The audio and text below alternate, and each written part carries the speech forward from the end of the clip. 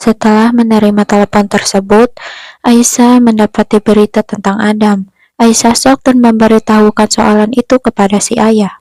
Ni, ya Allah. Ayah tu tengok ni. Datuk Haji yang tahu soal perempuan itu pun tak banyak bicara, mengajak Aisyah untuk pulang dan menunaikan sholat zuhur di rumahnya. Jadi maksudnya tak lama lagi you bakal jadi isteri dia lah. Di tempat lain, Hadijah bertemu dengan Mukris dan mengungkapkan niat untuk menikah tak lama lagi. Mukris sedikit kecewa karena saat itu dia ingin mengungkapkan perasaan cintanya kepada Hadijah. Tapi Hadijah lebih memilih menikah dengan seseorang yang bahkan belum tentu mencintai Hadijah. Tentu Hadijah menganggap sudah sifatnya bila Adam ini tidak terlalu dekat dengan dirinya, mengingat Adam ini adalah keluarga ustadz yang kental dengan agama. Tak bisa berbuat apa-apa, Mukris hanya bisa mendoakan yang terbaik untuk kehidupan Hadijah ke depannya. Hadijah merasa orang-orang di sana terlalu sinis padanya hari itu. Entah sebab apa, saat ponsel Muklis berdering, ditunjukkanlah sebuah berita tentang Adam tadi. Hadijah amat terkejut dengan berita itu. Singkat cerita, Adam pun mendapatkan notifikasi itu di handphonenya. Ia juga terkejut, ditambah lagi Aisyah datang marah-marah dan memperlihatkan berita itu pada si ibu, hingga membuatnya terkejut juga. Kenapa nak? Kenapa ni? Ibu Haji memberitahukan hal itu kepada Datuk Haji. Adam takut dan bersumpah tak melakukan hal yang seperti diberitakan itu. Lagi-lagi Datuk Haji hanya diam meski Aisyah terus mengomel. Datuk Haji menyuruh Aisyah untuk sholat. Sebelum pergi, Aisyah mengancam Adam untuk klarifikasi ke publik dan memperbaiki nama baik keluarganya itu. Adam meyakinkan Datuk Haji bahwa dirinya tak melakukan hal keji itu.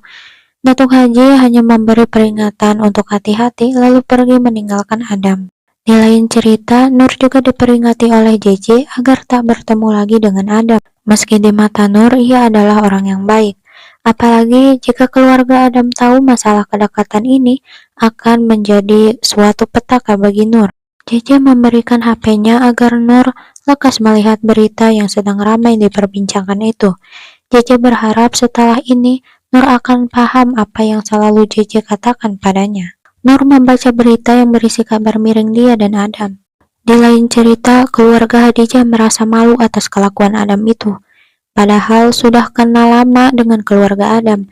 Ibunya Hadijah tak menyangka jika Adam sering bertemu dengan PSK. Hadijah pun masih membela Adam di hadapan orang tuanya meski tak ada alasan untuk didengar. Bahkan saat Aisyah menelpon ayahnya Hadijah untuk menjelaskan kabar miring tersebut adalah salah paham, ibunya Hadijah ini tak mau mendengar. Saking malunya, pertanyaan dari wartawan yang membuatnya bingung harus menjawab apa. Di sela amarah ibunya Hadijah, Adam datang bersama Aisyah untuk menjelaskan permasalahan ini secara detail. Juga menjelaskan Datuk Haji sudah tahu persoalan Adam dengan wanita itu, bahkan sebelum adanya berita ini.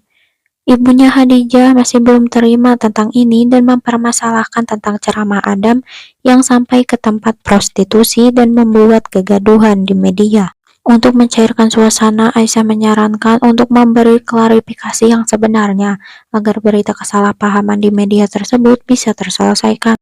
Sedangkan dengan resah, Nur meminjam HP Mona untuk menelpon Adam. Kebetulan HP tersebut tertinggal di mobil hingga 2 panggilan terlewatkan. Nur ketakutan karena hampir saja ketahuan oleh ibunya. Ni, mak nak pinjam lipstick kau. Kembali ke kediaman Hadijah, Adam menghampiri Hadijah di belakang untuk meminta maaf soal ini. Hadijah tahu tujuan Adam di sana, tapi Hadijah hanya menyesalkan Adam yang menjauhi Hadijah dan seperti tak punya rasa terhadapnya. Hadijah meminta kejujuran Adam mengenai perasaan dan kelanjutan hubungannya itu. Aisyah melihat langsung pembicaraan mereka dan langsung memanggil Adam dan Hadijah. Aisyah mengancam agar Adam tak macam-macam dan menjaga harga diri orang tuanya. Setelah itu, Aisyah mengajak Adam pulang. Aisyah masih terus mengomeli Adam karena terlalu menyusahkannya dalam mengembalikan nama baik Adam dan ayahnya di TV. Belum lagi ia harus rela kehilangan endorse akibat berita itu. Adam masuk ke rumah diikuti Aisyah yang mencoba menenangkan si ibu yang terlihat begitu resah. Aisyah menjelaskan jika keluarga Hadijah mau menerima alasan Adam serta telah menitip salam padanya. Ibu Haji pun senang mendengar berita itu. Di sisi lain, Aisyah merasa tidak enak hati sebab ia menilai hanya Khadijah yang menyukai Adam, sedangkan Adam tidak punya rasa apa-apa terhadap Khadijah. Meski begitu, Ibu Haji tetap meyakinkan Adam yang mana berlaku seperti itu karena ia seorang pemalu dan akan tumbuh cinta setelah menikah nanti.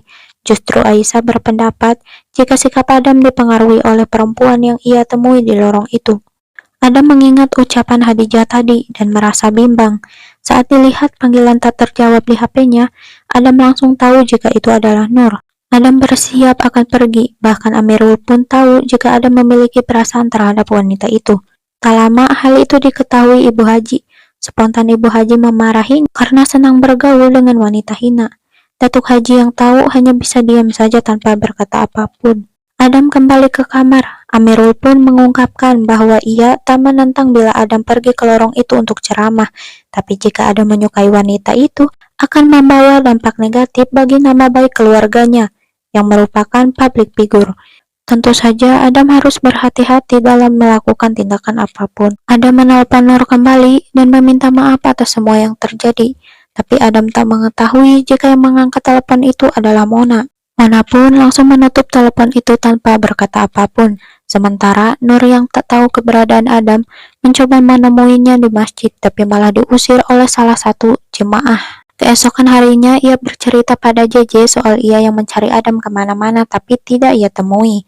JJ menyarankan agar Nur tak lagi mencari Adam dan tak berharap lagi padanya, dan mengatakan jika Adam telah bertunang dengan seorang wanita. Diperlihatkanlah video Adam yang sedang klarifikasi tentang berita tersebut bersama Khadijah, sekaligus memperkenalkan Khadijah sebagai calon istrinya. Pernyataan tersebut membuat Nur kecewa, terlebih lagi ia telah banyak berharap pada Adam yang selama ini baik pada dirinya. Minta maaf. Dari klarifikasi tersebut, media-media mulai menghubungi Aisyah untuk melakukan kerjasama. Aisyah merasa tak butuh orang-orang seperti itu dan menolak semua kerjasama. Mengingat dirinya akan segera membangun rumah produksi sendiri. Hamidi mulai membahas masalah yang dialami oleh Adam. Setelah berita ini naik ke publik, followers Adam dan pendapatannya pun besar. Tapi apa benar Adam datang ke lorong itu hanya untuk sekedar dakwah?